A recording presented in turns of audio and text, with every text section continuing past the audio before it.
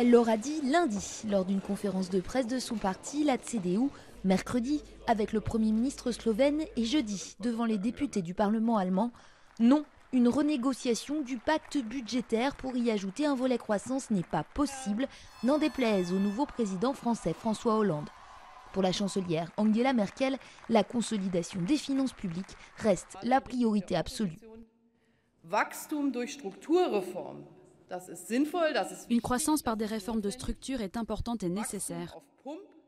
Une croissance à crédit nous ramènerait au début de la crise. Nous ne le voulons pas, nous ne le ferons pas. Et pourtant, des fissures commencent à apparaître.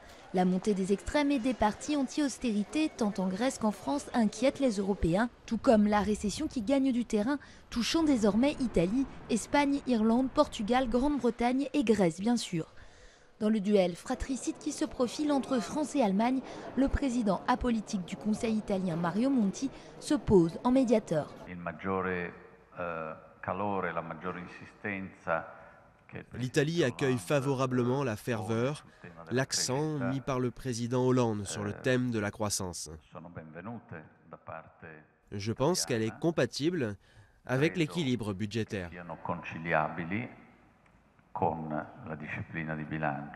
Angela Merkel est également critiquée dans son propre pays. Profitant de l'élan créé par François Hollande, le parti de l'opposition, le SPD, a menacé de ne pas ratifier le pacte budgétaire sans l'introduction de mesures de croissance. Or, une majorité des 2/3 est nécessaire pour que le texte passe à l'Assemblée. Que vous le vouliez ou non, l'Allemagne et l'Union européenne ne sortiront de la crise que lorsque nous aurons le courage de donner l'impulsion à la croissance. Tout va donc se jouer dans les 2 prochaines semaines pour la chancelière. François Hollande lui rendra visite juste après son investiture mardi soir et les 2 chefs d'État se reverront le 23 mai pour un sommet européen informel. Ils n'ont pas le droit au désaccord, mais trouver un terrain d'entente commun promet d'être extrêmement difficile pour ce nouveau couple franco-allemand.